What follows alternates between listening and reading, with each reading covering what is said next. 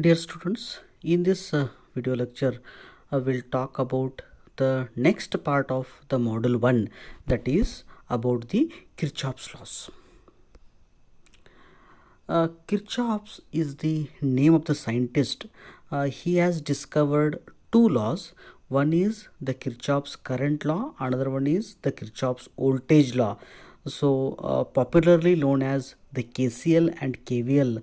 So, both will define how we are going to represent the amount of current which is flowing in an electric circuit, and how we are going to take the algebraic sum of the voltage and current in a particular electric circuit. Let us discuss the KCL and KVL one by one. The first part will discuss on the Kirchhoff's current law. So the Kirchhoff's current law states as the total current flowing towards a junction point is equal to the total current flowing away from the that particular junction point. Let us see here. See here, the current I1 is coming inside. Current I1 is coming inside. I2 is also coming inside. I3 and I4 are coming outside. They are going outside. So as per the statement, what it says, the total current flowing towards a junction point is equal to the total current flowing away from that junction point. So that is, the two currents I1 and I2 are coming inside. Take the sum of that, I1 plus I2. Then two currents I3 and I4, they are going away from the junction point. Take the sum of that, I3 plus I4. So I1 plus I2 is equal to I3 plus I4. This is the one definition of the current. Or the another definition of the KCL says that algebraic sum of the current which is flowing through the circuit is equal to 0. So that is shown here. Summation of I is equal to 0. That is I1 plus I2 minus I3 minus I4, it's equal to 0. That is, the algebraic sum, the currents which are coming in are taken as positive, the current which are going out are taken as a negative, if that convention if you use. So I1 plus I2 minus I3 minus I4 is equal to 0 in this particular equation. This is called as the Kirchhoff's current law. Now let us discuss what is Kirchhoff's.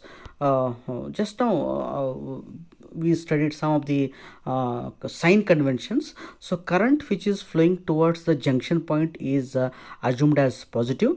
The current which is going away from the junction point is taken as negative. Just now I discussed. So in the earlier graph, I1 and I2 are positive and I3 and I4 are negative. So by applying the KCL, so at the junction current summation of all the currents is equal to 0. So I1 plus I2 minus I3 minus I4 is equal to 0, or I1 plus I2 is equal to I3 plus I4. So this law is very much helpful in network simplification also. Now let us discuss what we mean by the Kirchhoff's voltage law. The statement of KVL or Kirchhoff's voltage law states that in any electric network, the algebraic sum of the voltage drop across the circuit elements of any closed path or a loop or mesh is equal to the algebraic sum of EMFs in that particular path. Once again, I repeat the statement.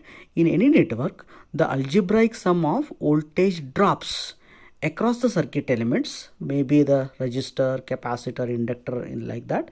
The sum of voltage drops across the circuit elements in any closed path is equal to the algebraic sum of the EMFs in that particular path. So in other words, what we can say, the algebraic sum of all the branches around and any closed path or any closed loop is always equal to 0. If I take the EMF algebraic sum of the branch voltages, summation of V is equal to 0. So this is this particular KVL law. It states that if one starts at a certain point of a closed path and goes on tracing, noting all the potential changes, either drops or rises, that we'll see later.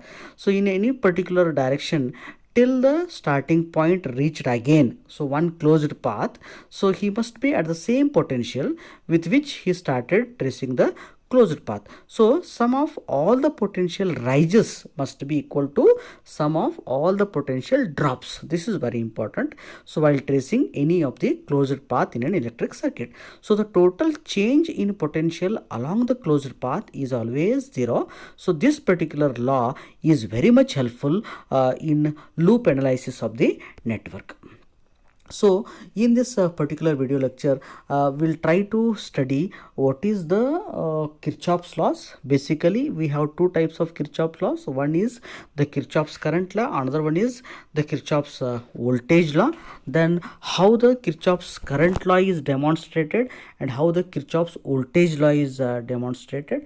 So let me brief once again. The Kirchhoff's current, in case of Kirchhoff's current law, the algebraic sum of all the currents which across the one particular point is equal to 0. That is, current entering are taken as positive, current leaving are taken as negative. So that is, if two currents are entering, that is I1 and I2, then I1 plus I2 is equal to two currents which are leaving I3 and I4, that is equal to I3 and I4. If I take the sign convention, I1 plus I2 minus I3 minus I4 is equal to 0. So in case of the Kirchhoff's voltage law, the algebraic sum of voltage drop across the electric circuit is always equal to the 0. So here also the sign convention is very important. So after studying the KCL and KVL very clearly, now we must be able to utilize the concept of KCL and KVL as well as Ohm's law in solving various numericals of the electric circuit. So these three laws, one is the Ohm's law, another one is the Kirchhoff's current law, that is represented as KCL, the another one is the Kirchhoff's voltage law, that is the KVL. These three laws are the very fundamental laws of the electric circuit. If you know the in-depth definition of these three laws, we can solve all the definitions, all the various different type of issues or different type of problems or numericals of the electric circuit very easily. So many of us we know only the definition point of view. We use the Ohm's law, but if you know how the Ohm's law is demonstrated, how we are going to relate the voltage and current, and what is the relation between voltage and current, and what are the limitations of Ohm's law, and what are the limitations of Kirchhoff's current law, what are the limitations of Kirchhoff's voltage law, in which particular application we are going to use the KCL and KVL, and what happens when we use KCL and KVL indirectly, how it helps us to identify the parameters or active or passive elements which are connected in a particular electric circuit. So these three laws are very important, so that will give the very fundamentals of the electric circuit. So in the next video lecture, we'll try to solve some of the numericals on these laws. Thank you.